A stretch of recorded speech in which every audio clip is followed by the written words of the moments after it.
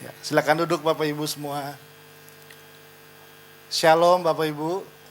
Apa kabar semuanya? Luar biasa. Shalom Pak, shalom Bu. Saya rasa udah berapa ribu tahun kita nggak ketemu ya. Saya senang banget pagi hari ini bisa di sini lagi. Terakhir saya ingat saya ada di sini waktu masih di gedung BRI, saudara. Nah, itu udah sangat lama sekali. Gitu. Dan saya sangat senang ada di sini. Kalau mungkin masih ada di antara Bapak Ibu yang baru pertama kali melihat batang hidung saya. Gitu. Izinkan sekali lagi saya memperkenalkan diri. Nama saya adalah Beni Patinasarani. Saya dari Jakarta. Saya adalah anak pertama dari almarhum Bapak Roni Patinasarani. Bangsa Indonesia mengenalnya sebagai tokoh sepak bola di bangsa ini. Saya selalu bilang makanya papanya main bola, anaknya kayak bola lah gitu ya, nggak beda-beda jauh. Saya tinggal di Jakarta, saya mengembalakan sebuah gereja di daerah Serpong yang bernama Living Room Community Church. Dan selain mengembalakan sebuah gereja, saya juga aktif dalam sebuah yayasan yang didirikan oleh almarhum ayah saya. Jadi papa saya sudah meninggal dunia, nah sebelum meninggal dunia dia mendirikan sebuah yayasan yang bernama Roni Patinasarani Foundation, atau Yayasan Roni Patinasarani. Dan ini bergerak, saya selalu menyebutnya adalah di area penyelamatan generasi. Jadi kami menangani masalah-masalah yang cukup nggak tersentuh, yang menyerang anak-anak muda kita, seperti narkoba, HIV AIDS, human trafficking atau sex trafficking, yang cukup marak memakan korban pada hari ini. Nah itu sedikit lagi perkenalan dari saya. Saya sudah menikah, cuma kali ini formasi kami agak berbeda. Terakhir untuk saya kesini anak saya baru 1, sekarang anak kami udah punya 2 anak gitu. Jadi istri saya baru melahirkan 2,5 bulan yang lalu, makanya dia nggak bisa ada di sini. Jadi saya tadi malam datangnya sendirian. Oke, saya berharap kalau kita ketemu kita bisa lebih akrab lagi, saudara ya. Siap dengar firman Tuhan pada pagi hari ini? Tim multimedia boleh bantu saya langsung keluarkan yang reality insight ya. Kita akan belajar bersama-sama. Kalau yang suka judul, saya memberi judul adalah reality insight. Sebuah realita yang ada di dalam kehidupan kita. Saya menemukan bahwa orang-orang yang dapat melakukan hal-hal yang besar di muka bumi ini, orang-orang yang dapat melakukan perkara-perkara yang hebat di muka bumi ini, adalah orang-orang biasa yang punya Tuhan yang luar biasa, dan oleh Tuhan yang luar biasa itu memakai hidup yang biasa ini untuk bisa buat hal-hal yang luar biasa. Nah artinya kalau saya coba sederhanakan adalah kita akan menjadi orang-orang yang berguna, menjadi berkat, bisa menolong banyak orang. Kalau saya pakai visi Anda, menjadi kendaraannya Tuhan untuk orang-orang di muka bumi ini, waktu kita berhasil mengeluarkan realita Kristus yang ada dalam kehidupan kita.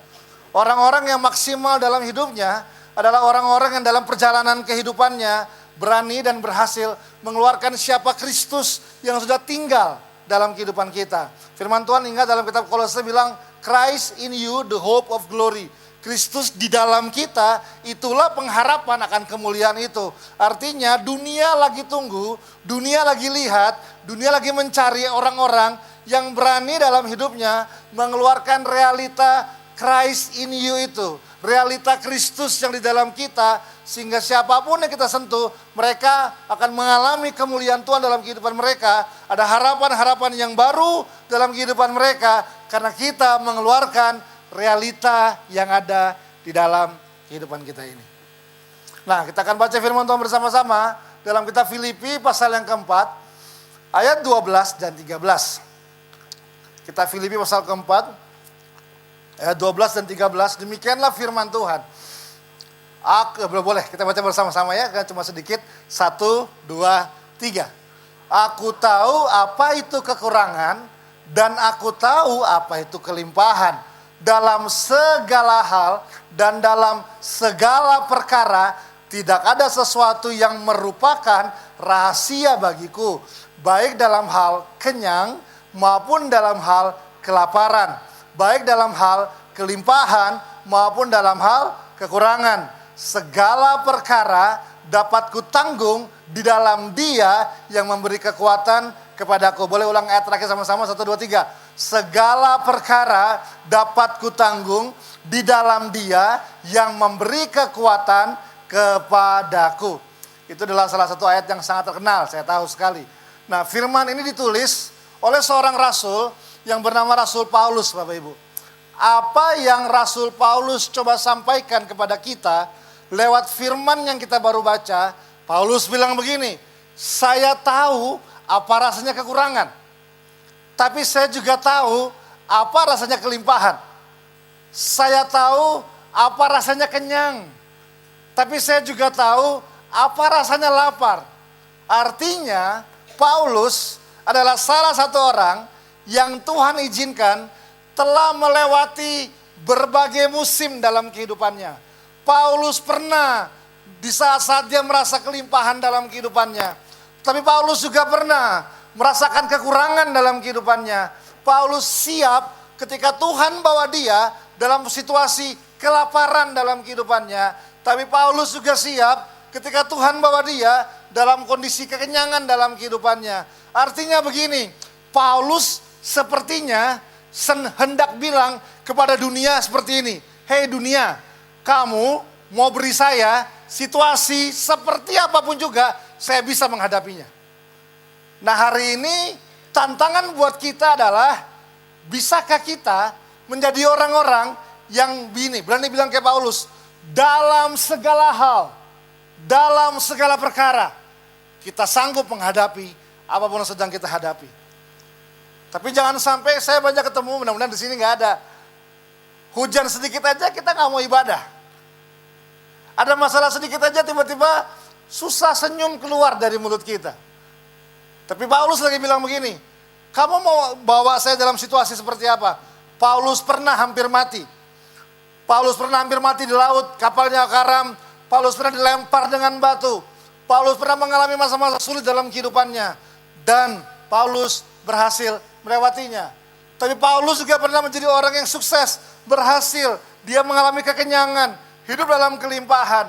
Tapi dia juga berhasil melewatinya. Artinya adalah Paulus, saya ulang sekali lagi, Paulus adalah orang yang dapat melewati segala musim dalam kehidupannya. Paulus adalah orang yang telah melewati segala perkara dalam kehidupannya.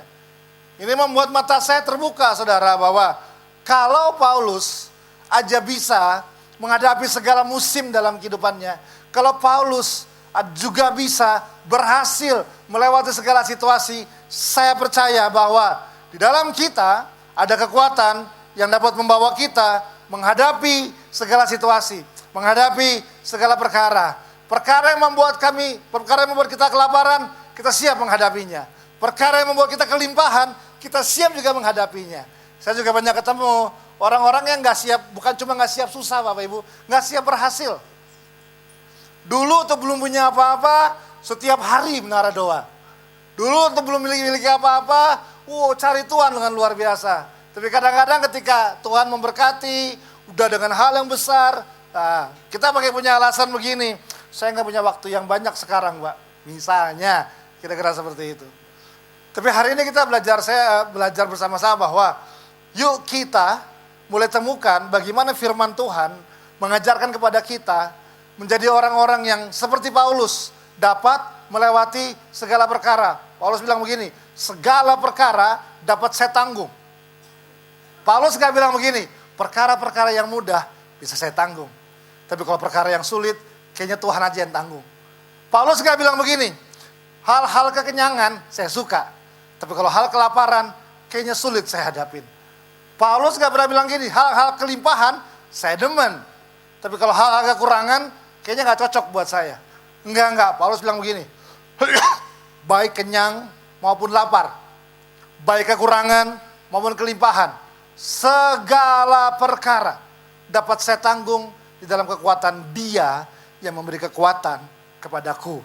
Itu kata Paulus. Nah artinya harusnya kita dapat menjadi orang-orang yang siap menghadapi segala perkara. Dan menghadapi menjadi orang-orang yang siap menghadapi segala situasi yang Tuhan izinkan terjadi dalam kehidupan kita. Nah, saya izinkan gini bahwa dalam hidup kita, saudara, itu ada dua hal yang sering terjadi pasti. Yang pertama namanya adalah ekspektasi. Coba bilang ekspektasi. Ekspektasi adalah sesuatu yang kita harapkan untuk apa yang sedang kita bangun di hidup kita. Orang memulai bisnis, nggak hanya sekedar memulai bisnis. Waktu orang memulai bisnis, dia pasti taruh ekspektasi di situ. Bahwa satu hari nanti, bisnis yang saya mulai hari ini akan berkembang seperti apa, akan menjadi seperti apa, akan berubah menjadi seperti apa. Orang yang membangun keluarga, nggak hanya membangun keluarga, tapi saya percaya orang taruh ekspektasi di keluarga tersebut. Bahwa satu hari nanti, anak-anak yang saya lahirkan akan jadi seorang seperti apa, sekolah di mana, akan bisa bekerja seperti apa. Keluarga yang saya bangun hari ini, one day akan jadi seperti apa. Bahwa ekspektasi yang drive kehidupan kita. Ekspektasi yang buat orang mau bangun subuh-subuh, mandi, berangkat ke kantor, macet-macet juga dilewatin, ketemu dengan bos yang nyebelin, ketemu dengan customer yang kadang-kadang bikin pusing, melewatin semua situasi, ketemu dengan partner bisnis yang coba untuk tipu kita semuanya. Tapi ekspektasi yang buat kita tetap terus melangkah. Ekspektasi yang buat kita tetap dalam apapun yang terjadi, kita punya pengharapan bahwa satu hari nanti hidup saya akan jadi seperti ini.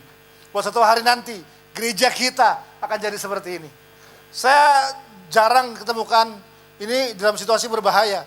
Kalau ada orang yang bangun tidur, mandi, keluar rumah baru mikir, saya mau kemana ya sekarang? Angin sekarang ke utara, ya udah saya ke utara aja. Angin sekarang ke barat, ya udah saya ke barat aja.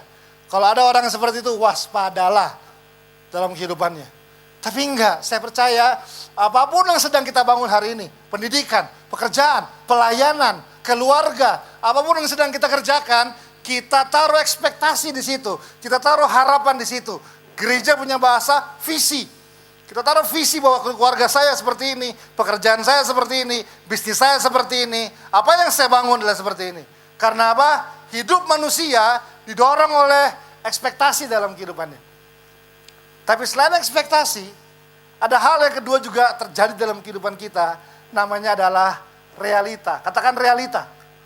Nah, kalau ekspektasi itu apa yang kita harapkan, tapi kalau realita itu yang sesungguhnya terjadi.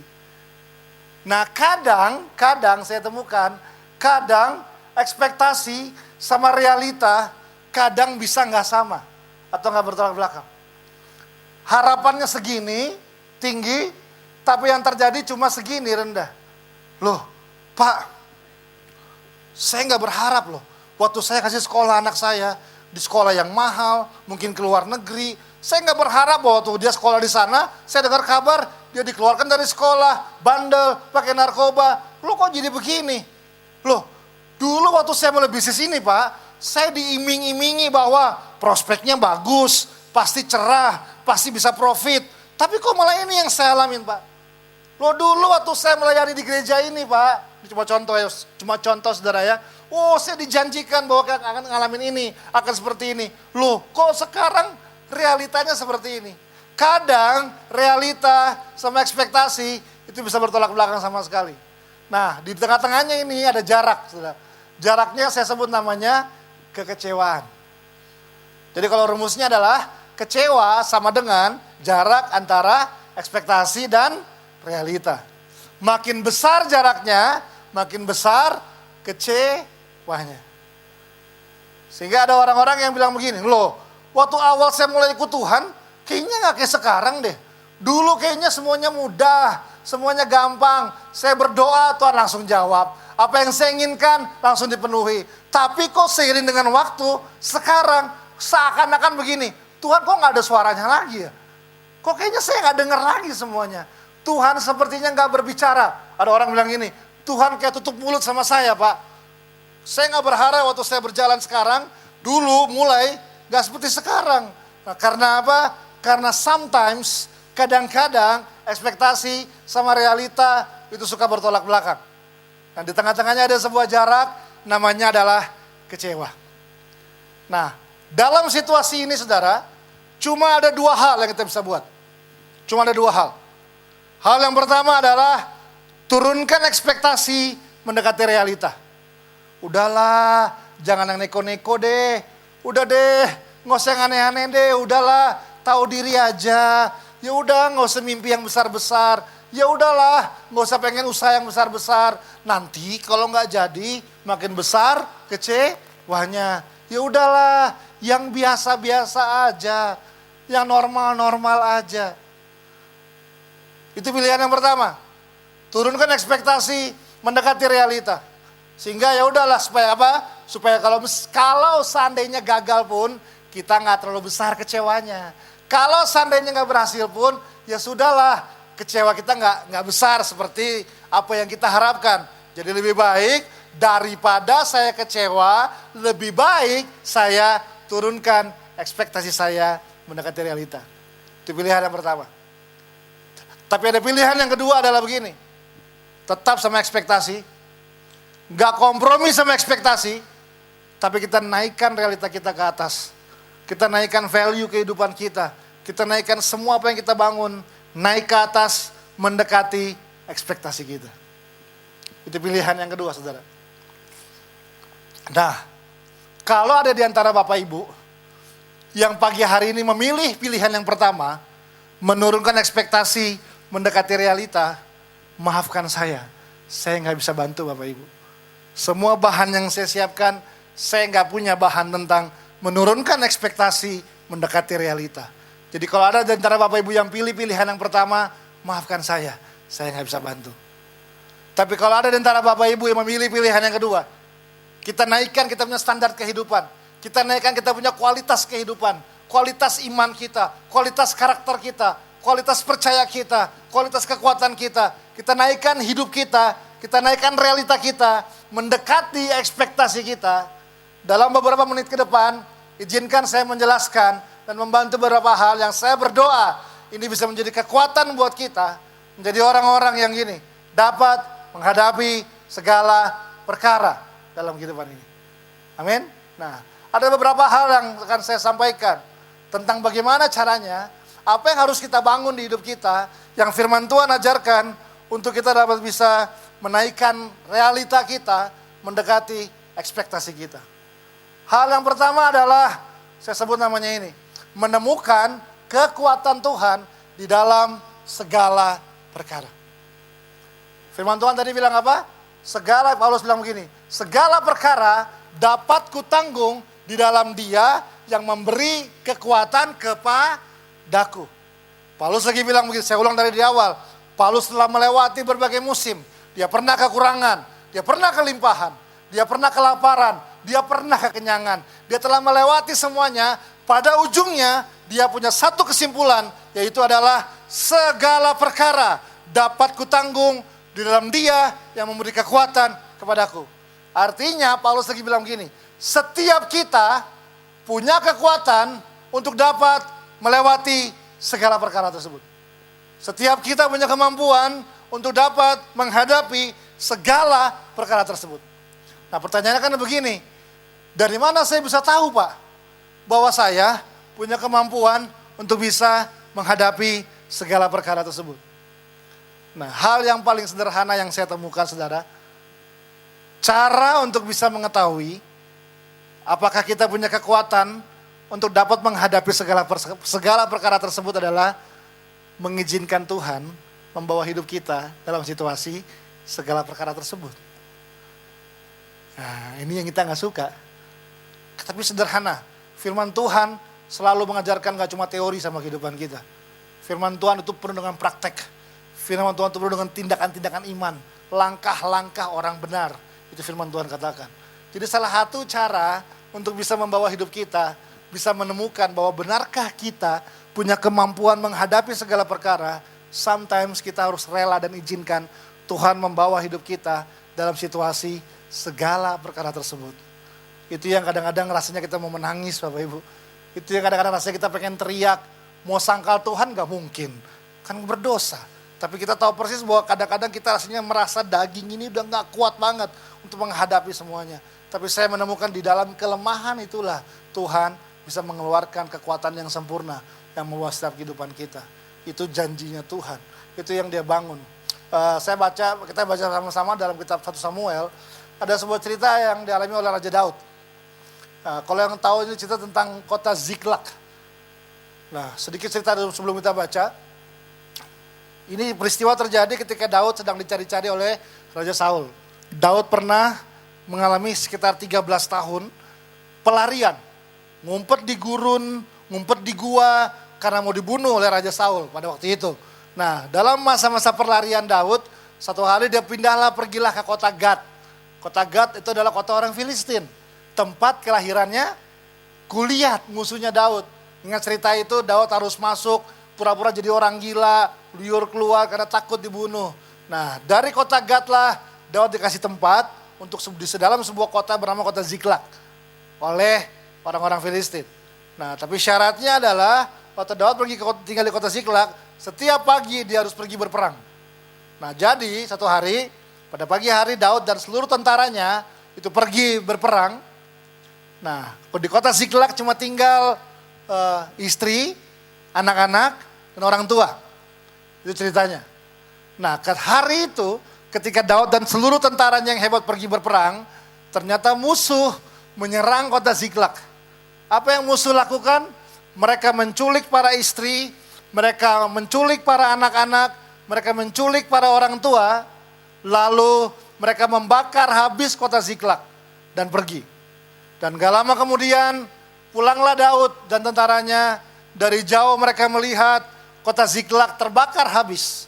Lalu mendekatlah Daud ke sana dan kita baca selalu di ayat 1 Samuel pasal 30 ayat 4 dan 6. Lalu ayat 4 bilang begini, lalu menangislah Daud dan rakyat bersama-sama dengan dia dengan nyaring, dengar, sampai tidak kuat lagi menangis.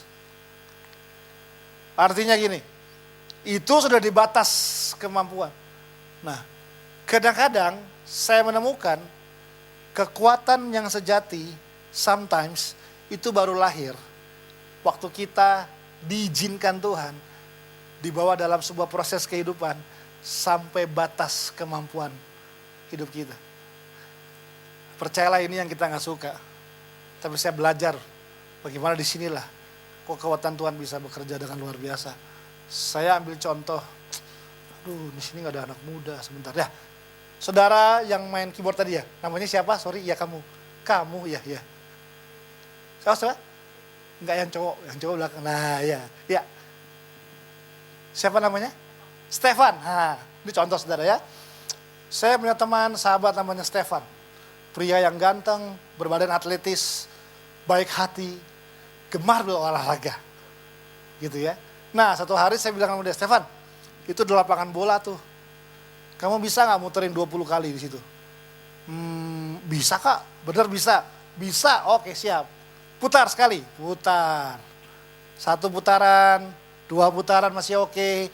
5 putaran masih oke. Putaran 10 tinggal setengah larinya. Ternyata capek juga. Putaran 11 masih bertahan. Putaran 12 udah begini. Kak, aduh udah gak kuat kak. Saya bilang, enggak Stefan, kamu pasti bisa. Aduh gak bisa kak, udah gak kuat. 15, 17, kak, nyerah kak, udah gak kuat. Kamu bisa, saya bilang, enggak kamu pasti bisa. Enggak kak, saya gak kuat kak, saya capek banget. Kamu pasti bisa. Kadang-kadang kita seperti itu kan, Tuhan tuh kayak coach gitu loh. Ayo kamu bisa mengampuni, saya gak bisa ngampuni lagi Tuhan. Kamu bisa, Tuhan saya gak bisa melangkah lagi Tuhan. Ayo kamu bisa. Nah Stefan mengalami hal yang itu di lapangan itu. Ayo kamu bisa Stefan. Aduh kak udah gak kuat kak, udah tenaga terakhir kak, udah gini nih, udah jalan doang.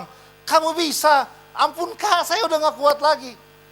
Lalu tiba-tiba saya ambil seekor anjing Doberman yang 3 hari belum makan, saya taruh di belakang Stefan. Menurut Anda dia akan diam atau dia akan lari? Tiba-tiba dia gini, lari, lompat tembok, lompat pohon, ngumpul lari semuanya. Loh, dari mana kekuatan itu? Itu yang saya bilang. Itu adalah kekuatan yang tersembunyi.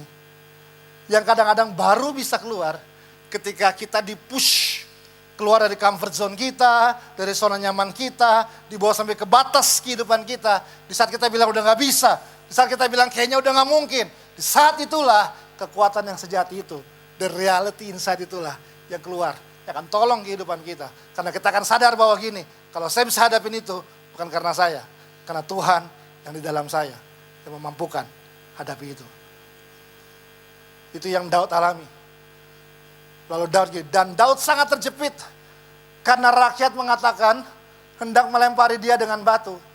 Seluruh rakyat telah pedih hatinya, masing-masing karena anaknya laki-laki dan perempuan. Nah itu dikatakan. Artinya apa? Mereka udah gak kuat lagi. Loh, mau lawan musuh, nangis aja udah gak kuat. Gimana mau angkat pedang hari itu? Dan sangat itu kondisi sangat terjepit, bilang.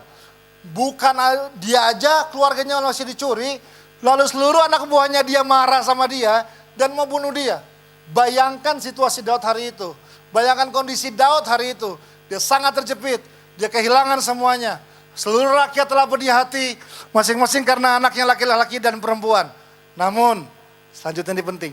Tetapi, coba katakan tetapi, 1, 2, 3. Saudara, tetapi itu kata yang sangat mahal hari ini. Tetapi itu kata yang penting banget. Tetapi itu ada kata kunci dalam kehidupan ini. Ya saya gagal. Ya saya pernah kehilangan. Ya saya mengalami situasi seperti ini. Ya saya mengalami krisis seperti ini. Tetapi. Selama kata tetapi tidak hilang dari hidup kita. Selama kata tetapi tetap ada dalam kehidupan kita. Itu artinya begini. Harapan tetap ada.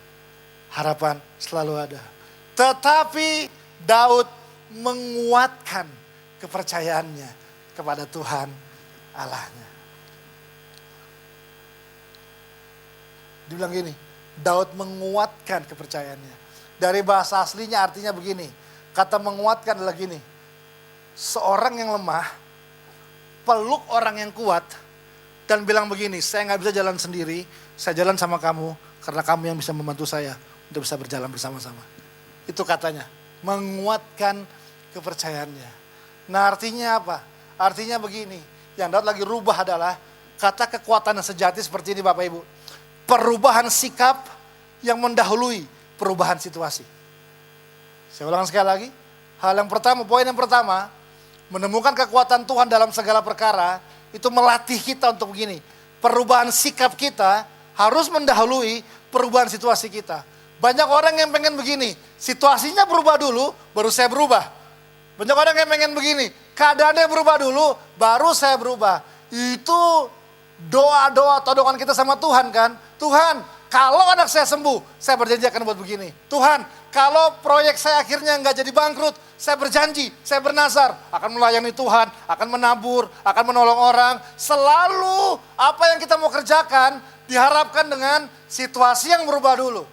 Tapi yang Daud lagi ajarkan, yang firman Tuhan ajarkan, kekuatan Tuhan yang sejati, yang di dalam kehidupan kita akan melatih untuk ini. Sikap kita berubah terlebih dahulu, dan situasi akan mengikuti perubahan tersebut. Itu yang Daud alami. Waktu Daud bilang begini, lalu Daud menguatkan kepercayaannya kepada Tuhan Allahnya. Anda boleh baca ayat-ayat selanjutnya.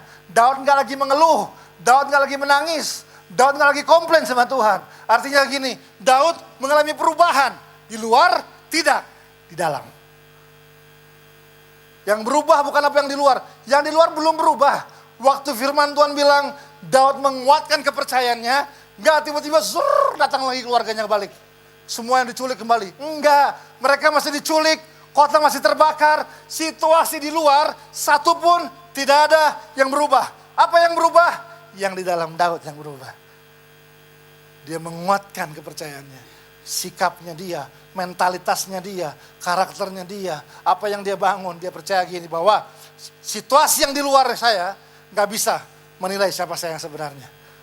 Itu yang Daud lagi ajarkan, bahwa gini, dia berubah secara sikap, mendahului perubahan secara situasi. Nah, dari sikap yang berubah itulah, menjadi sebuah kekuatan untuk bisa menghadapi situasi yang parah seperti ini. Nah, firman Tuhan bilang, selanjutnya Anda boleh baca. Daud punya kekuatan lagi. Dia kumpulkan semua tentaranya. Dia serang kembali musuh. Dan dia rebut kembali semua yang diculik. Mereka semua kembali dengan selamat. Firman Tuhan katakan. Karena apa? Karena ada satu orang yang memutuskan menemukan kekuatan Tuhan dalam segala perkara dengan cara perubahan sikapnya mendahului perubahan situasi kehidupannya. Itu poin yang pertama dari 350 poin yang kita belajar pada pagi hari ini. Enggak, saya bercanda Bapak Ibu ya. Itu poin yang pertama. Poin yang kedua adalah, ini penting saudara, mengetahui tujuan di balik setiap pengalaman. Tadi Daud bilang seperti ini kan, ayat yang dipakai adalah Aku tahu apa itu kekurangan dan aku tahu apa itu kelimpahan. Saudara, saya percaya bahwa kekristenan bukan teori, amin. Kekristenan adalah sebuah perjalanan iman. Ada orang bilang begini, kekristenan adalah pengalaman kita dengan Tuhan. Dan saya percaya bahwa pengalaman itu hal yang penting dalam kehidupan kita. Semua. Tapi saya menemukan saudara, ada yang jauh lebih penting dari pengalaman. Apapun yang terjadi itu semua pengalaman, setuju? Krisis adalah sebuah pengalaman. Keberhasilan adalah sebuah pengalaman. Kelaparan adalah sebuah pengalaman. Kekenyangan, sebuah pengalaman. Kekurangan, itu sebuah pengalaman. Kelimpahan, itu sebuah pengalaman. Pengalaman penting. Kita dalam hidup ini pasti akan menghadapi pengalaman demi pengalaman dalam kehidupan kita. Yang bisa buat kita tertawa, bisa buat kita menangis, bisa buat kita senang, bisa buat kita marah sekalipun. Karena pengalaman terjadi dalam kehidupan kita. Nah, ada yang jauh lebih penting daripada pengalaman, saudara. Namanya adalah ini, belajar dari pengalaman. Itu penting sekali. Paulus bilang begini, aku tahu apa itu kekurangan. Paulus gak bilang begini, aku pernah sih kekurangan. Aku pernah sih kelaparan. Enggak. Yes, nah ini penting banget. Harusnya gini, kesaksian-kesaksian kita bukan cuma sekedar menceritakan pengalaman yang kita alamin. Tapi harusnya adalah gini, kesaksian-kesaksian kita menceritakan tentang bagaimana kita mengalami sebuah pengalaman dan kita menghadapi pengalaman tersebut dan kita belajar dari pengalaman tersebut karena pengalaman apapun juga pasti mendewasakan kita, membawa kita bertumbuh mendekati Kristus dalam kehidupan ini, mendorong kita menjadi pribadi yang semakin menyerupai Kristus dalam kehidupan kita. Untuk itu kita mesti bangun sebuah kekuatan yang namanya adalah belajar dari setiap pengalaman yang Tuhan izinkan terjadi dalam kehidupan kita. Makanya Paulus gak bilang, aku pernah kelaparan, aku pernah kekurangan, aku pernah kekenyangan. Paulus bilang begini, aku tahu rasanya lapar seperti apa. Aku tahu rasanya kenyang seperti apa. Kata tahu berasal dari sebuah kata yang aslinya namanya adalah eido. Kata eido artinya ada 3, saudara. Yang pertama namanya to know how, bahasa Inggrisnya. Yang kedua adalah namanya get knowledge. Yang ketiga namanya to be skilled in. Jadi bayangin, waktu Paulus lagi bilang begini, saya tahu apa itu kekurangan, saya tahu apa itu kelaparan. Paulus lagi bilang begini, I know how, saya tahu bagaimana menghadapi kekurangan. Saya tahu bagaimana menghadapi kelaparan. Saya tahu bagaimana menghadapi kelimpahan. Terus Paulus bilang gini, I get knowledge. Saya punya pengetahuan. Loh, knowledge itu gak datang dari cuma pengalaman, saudara, setuju? Knowledge, pengetahuan datang dari pembelajaran, itu aja. Orang punya ilmu karena orang belajar. Artinya kalau kita mesti mengerti, setiap situasi itulah yang akan mendorong kita, gak hanya sekedar menjadi orang-orang yang punya pengalaman. Tapi kita menjadi orang-orang yang gini, belajar dari setiap situasi, belajar dari setiap pengalaman. Kok keluarga saya mengalami hal seperti ini ya? Tuhan mau saya belajar apa di sini? Itu sangat penting sekali. Paulus lagi, I get knowledge. Saya punya pengetahuan tentang kekurangan. Saya punya pengetahuan tentang kelaparan. Saya punya pengetahuan bagaimana menghadapi kelimpahan dalam kehidupan saya. Tapi yang terakhir dia bilang gini, to be skilled in. Wow. Paulus artinya gini, Paulus bilang, saya ahlinya menghadapi kelaparan. Saya ahlinya menghadapi kelimpahan. Saya ahlinya menghadapi kekurangan dalam kehidupan saya. Silakan, mau taruh saya di situasi seperti apa? Susahkah? Senangkah? Laparkah? Menderitakah? Baca perjanjian baru Anda. Lihat perjalanan Paulus. Dia lewatin semuanya. Tinggal di penjara, sudah. Kapal karam, sudah. Dilemparin batu, sudah. Paulus lagi nih. Saya telah melewati semuanya. Itu membuat dia bilang ini, I know how, I get knowledge, I have skill dalam menghadapi tersebut. Nah, artinya ada kata penting di sini, saudara. Untuk bisa belajar dari pengalaman ini, bangunlah, ini yang saya temukan, bangunlah kebiasaan merenung. dalam hidup ini. Ini namanya kekuatan perenungan. Perenungan tuh gini saudara. Apapun yang terjadi sama kita, hal yang pertama, jangan terburu-buru reaktif. Tapi tenangkan diri kita dan renungkan baik-baik. Why? Kenapa terjadi? What? Kan itu kan? Apa yang sedang terjadi? Baru how. Bagaimana saya harus menghadapinya? Tenangkanlah. Dekatkan diri kita sama Tuhan. Renungkanlah firman Tuhan. Melihatlah situasi dengan kacamata firman Tuhan dalam kehidupan ini. Apa yang sedang kita alamin? Renungkanlah. Jangan terburu-buru reaktif. Jangan sebegini. Ketika saya belajar, ini gak mudah saudara. Ya kan? Dengar anak bandel gini-gini kan kita langsung pukul lah, kita langsung apalah. Itu reaktif, saya mengerti. Tapi kan gak mudah. Kan ibu bisa bilang gini, Bapak ngomong enak gak ngalamin. Saya ngalamin anak saya seperti itu, gimana Pak? Saya mengerti. Tapi yang saya belajar adalah tenangkan diri kita. Dan lihatlah, belajarlah, renungkanlah. Apa yang sedang terjadi sama hidup saya hari ini. Setiap malam mau tidur, lihat apa yang sudah saya punya hari ini. Kok hidup saya mulai di titik ini? Entah 5 tahun lalu mungkin, 10 tahun lalu mungkin. Hari ini saya ada di sini misalnya. Waktu di sini saya cuma punya ini. Saya cuma punya rumah, saya nggak punya apa-apa. Tapi di sini sekarang saya punya rumah 2, saya punya anak sekolah bagus. Renungkanlah apa yang terjadi di sini ya. Apa yang Tuhan bawa saya di sini. Pembelajaran apa sehingga ke depan sini saya akan bisa menghadapinya. Kalau tiba-tiba di sini tiba-tiba ada sebuah krisis, renungkanlah, tenangkan apa yang terjadi di sini ya. Kenapa terjadi sama saya? Ada yang salahkah di sini? Ada yang salahkah dengan cara saya mendidik anak? Kadang-kadang bukan anak yang salah, orang tua juga salah. Ada yang salahkah dengan cara saya membangun bisnis? Terlalu percayakah saya sama orang? Atau susah percayakah saya sama orang? Kita akan menemukan banyak pembelajaran penting dalam kehidupan kita. Waktu kita terbiasa membangun kemampuan perenungan dalam kehidupan kita saudara. Kita gak terburu-buru langsung reaktif sama apa yang terjadi. Karena gini, kita harus eido. Kita harus tahu tentang apa yang terjadi dalam kehidupan kita. Nah makanya Paulus bilang, aku tahu. Bukan aku pernah, bukan aku merasa, tapi aku tahu. Mau apa saja, aku tahu. Nah, tahunya kan gak cuma tahu dalam sekejap. Tahunya kan gak dalam semalam, saudara. Menjadi orang yang skillful, di sini ada chef, atau mungkin ada orang-orang yang punya pekerjaan dan keterampilan khusus. Percayalah, musisi yang terbaik itu nggak ada dalam semalam. Nggak bahasa roh semalaman besok jadi jago main gitar. Enggak, saudara.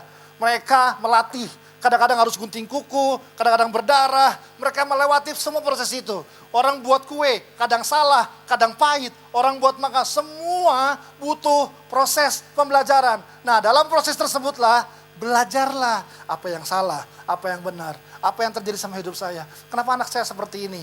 Nah, mungkin bukan cuma dia yang salah, mungkin saya juga salah. Mungkin kami suami istri, ada sesuatu yang kami bangun.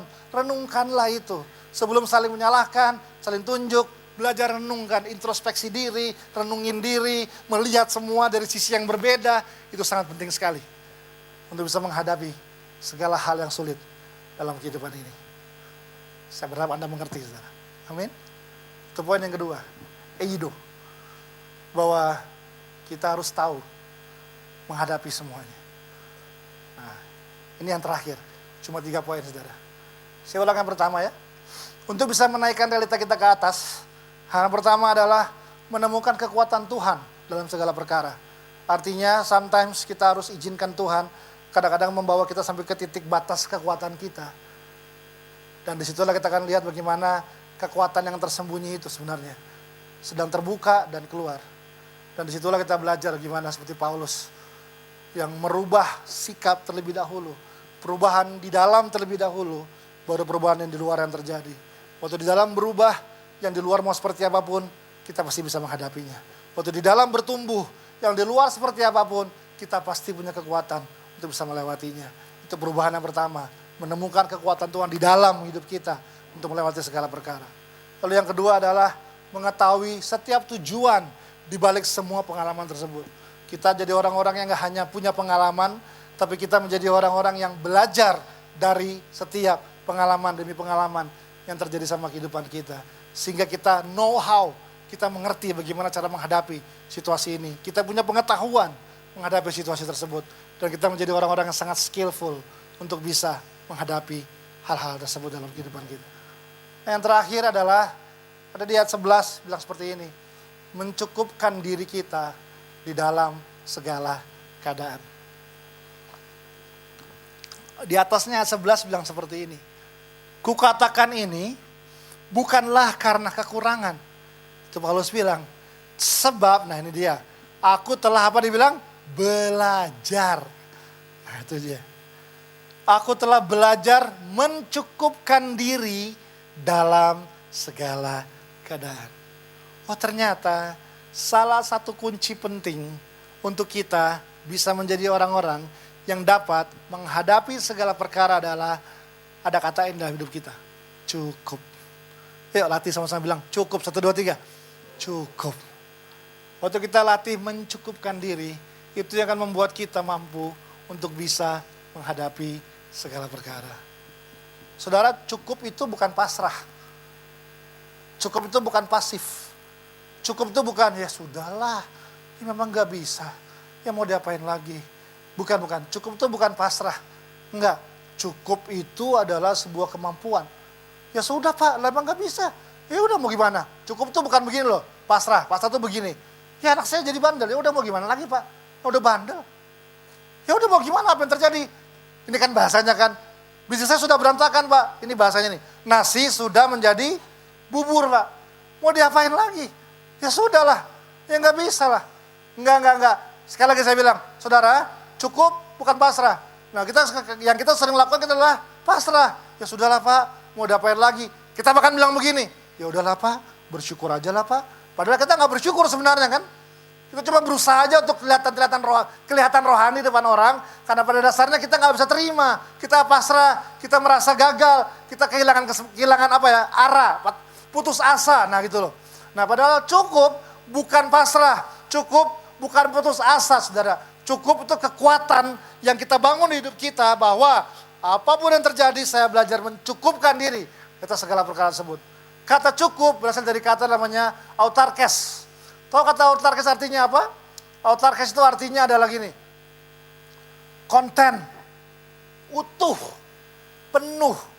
Artinya gini, strong enough, kuat. Artinya begini, independent of external circumstances. Wow, artinya begini, kata cukup artinya begini.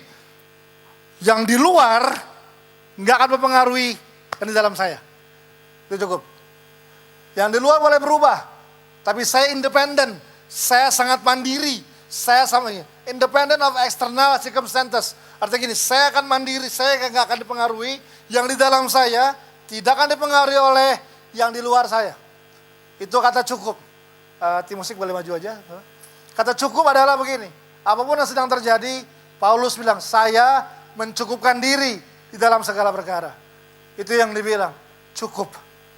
Independent of external circumstances. Itu kata cukup. Nah makanya saya ulang lagi. Cukup itu bukan pasrah. Apa bedanya pasrah sama cukup saudara? Sederhana. Kalau pasrah tuh begini saudara, pasrah. Ini kalau pasrah ya. Ini cuma contoh.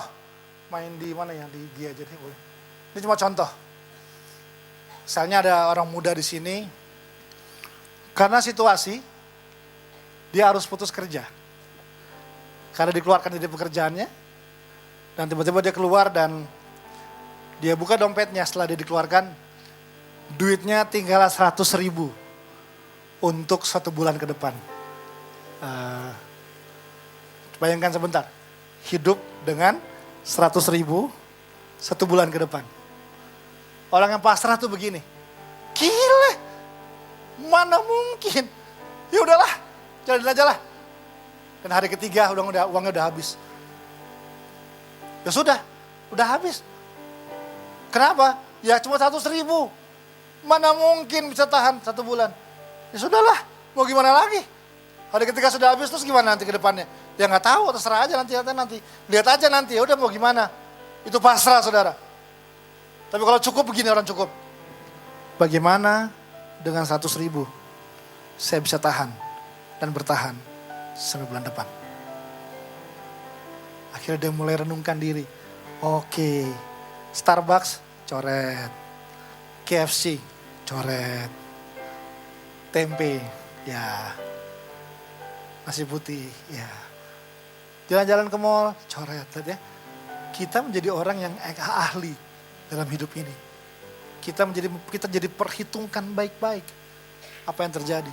Karena kita belajar mencukupkan diri dalam segala keadaan. Kita gak menyerah sama keadaan. Kita gak pasrah sama keadaan. Tapi kita belajar bagaimana dengan apa yang ada. Bagaimana dengan apa yang saya punya. Saya akan coba kerjakan yang terbaik di sini. Saya akan coba belajar mencukupkan yang terbaik di sini. Dan disitulah Paulus berhasil melewati segala perkara. Melewati segala situasi yang dihadapi dalam kehidupannya. Karena Paulus mencukupkan diri. Masih ingat dulu cerita saya?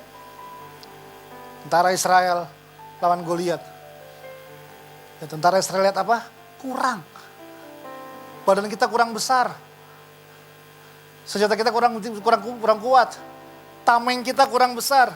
Badan kurang tinggi. Waktu bangsa Israel lihat Goliat yang dia dirinya adalah kurang. Semua serba kurang. Kurang besar, kurang kuat, kurang tinggi, kurang punya tenaga, semua kurang. Tapi Daud ketemu dengan Goliat. Daud cuma lihat gini. Tuhan cukup buat saya untuk hadapi Goliat. Daud datang dan bilang gini, kamu datang dengan pedang dan lembing, tapi saya datang dan bilang apa? Atas nama Tuhan Allah pencipta langit dan bumi. Dan lagi bilang gini, Tuhan cukup buat saya. Nah, artinya belajarlah mencukupkan diri dalam segala hal dan memampukan kita untuk bisa melewati, jadi orang-orang yang dapat menghadapi segala perkara dalam kehidupan ini. Temukanlah kekuatan Tuhan yang sejati dalam hidup kita. Belajar dari pengalaman kita. Dan cukupkanlah diri kita di dalam segala hal. Dalam segala situasi. Itu adalah sedang proses menaikkan sebuah realita kita. Makin ke atas mendekati ekspektasi kita. Sehingga kita menjadi orang-orang yang dapat menanggung segala perkara dalam hidup ini. Amin, saudara. Mari kita berdoa. Kami bersyukur buat hari ini Tuhan. Kami bersyukur. Kami percaya bahwa hari ini